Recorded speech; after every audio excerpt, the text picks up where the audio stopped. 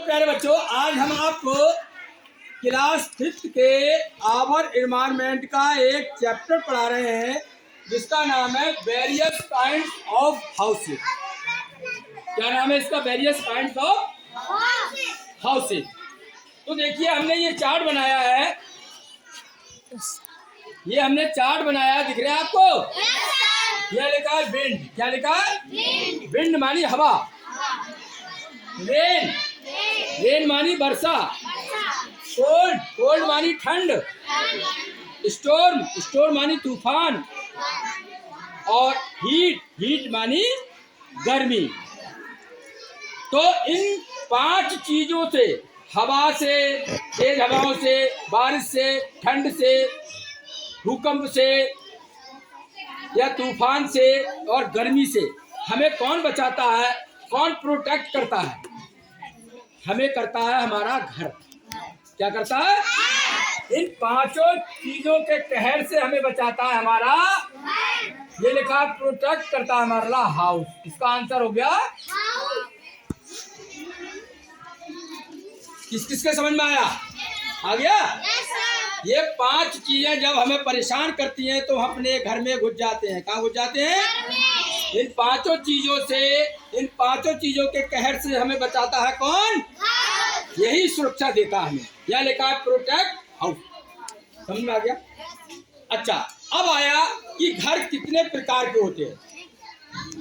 Kinds of houses, kinds of, ये लिखा हुआ है। काइंड्स ऑफ हाउसेज का मतलब है घर कितने प्रकार के। अब देखिए, डिटेल में सुनना और कोई बच्चा नहीं भूलेगा। इस चार्ट को दिखाइए यहाँ पर। देखिए, एक प्रकार होता है बम्बू हाउसेज।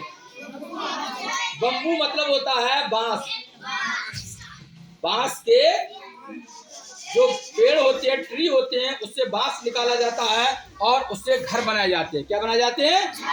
ये वहाँ बनाए जाते हैं जहाँ पर कि हैवी रेनफॉल होता है, बहुत ज़्यादा बारिश होती है, हमेशा बारिश होती रहती है वहाँ पर, यानी ये बनाए जाते हैं। यहाँ पर मिट्टी के घर नहीं चलेंगे क्योंकि लगातार बारिश होगी पूरे साल तो वो ढह जाएंगे मकान।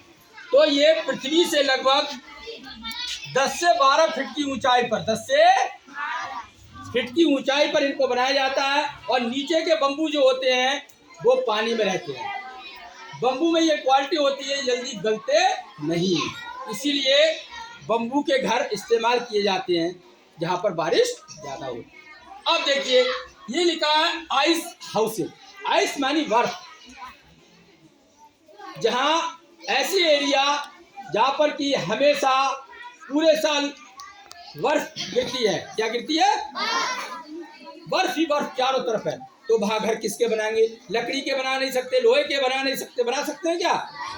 तो बर्फ के स्लैब्स लेते हैं, बड़े बड़े टुकड़े लेते हैं, उससे घर बनाए जाते हैं बर्फ के। हाँ, और वो यानी ठंडी हवाओं को, जो दीवारें होती हैं अगर छुओगे उसके लिए तो ठंडी लगेंगी दीवारें अगर घर में अंदर बैठे उसमें, लेकिन बाहर की जो ठंडी हवाएं आती हैं उनको रोकती है ये। उन घरों को बोलते हैं इग्लू। क्या बोलते हैं? इग्लू।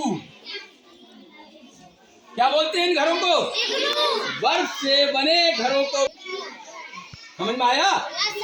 अंदर होगे तो ठंडा लगेगा, लेकिन बाहर की जो ठंडक है वो अंदर नहीं आने देते हैं। समझ में आ गया? और ऐसी जगहों पे होते हैं जहाँ पूरी साल क्या होता है? बर्फ ही बर्फ गिरती है। अगला घर है मड हाउसेज। मड हाउसेज कहाँ बनते हैं? मड हाउसेज वहाँ बनते हैं जहाँ पर बहुत कम बारिश होती है। जहाँ कम बारिश होती है, जैसे राजस्थान में कम बारिश होती है, वहाँ पर यानी मिट्टी के घर बनाए जाते हैं। किसके घर बनाए जाते हैं? जिनकी दीवारें काफी मोटी होती हैं, काफी, और ऐसे एरिया में बनते हैं जहाँ पर एक्सट्रीम हीट, बहुत ज्यादा गर्मी होती है, बहुत ज्यादा, वहाँ पर मड हाउसेज बनाए जाते हैं। क्या बनाए जाते हैं? और यह बारिश कम होती है, इसलिए मड के हाउस काफी दिनों तक चल जाते हैं। अगर यह बारिश ज्यादा होगी तो मड हाउस काम नहीं करता। समझ में आया सबके? अच्छा, मेन बात यही है कि कम बारिश होती है और बहुत ज़्यादा गर्मी पड़ती है, वहाँ पर मिट्टी के घर बनाए जाते हैं जिनकी चौड़ी चौड़ी दीवारें होती हैं। ये भी यानी घर की इन 5 चीजों से बचाता है। आगे है फ्लोटिंग हाउसेज। फ्लोटिंग मतलब तैरता घर। फ्लोटिंग मानी तैरना, फ्लोट मानी तैरना होता है। ये घर यानी पानी या समुद्र जहाँ होते हैं, समुद्र होते हैं या पानी ही पानी है। अब वहां पर घर कहाँ बनाओगे, बड़ा परेशानी हो गई, तो वहां पर यानी लकड़ी की बोट्स बनाई जाती हैं। क्या बनाई जाती है? बोट्स मानी नाव। नाव के ऊपर ही घर बना देते हैं। किसके बना देते हैं? नाव के ऊपर। वहां पर आप खेती भी कर सकते हो, मुर्गी पालन भी कर सकते हो, सारे काम करते हैं। बहुत बहुत बड़े घर बनाते हैं लकड़ी के। वो पानी पे ही चलते रहते हैं हमेशा, इधर से इधर, इधर से इधर। समझ रहे हो? बोट हाउस बोलते हैं उन्हें। क्या बोलते हैं? Boat house. नाव के घर बहुत बहुत मजबूत होते हैं ये। यहाँ हर चीज मिलेगी आपके लिए।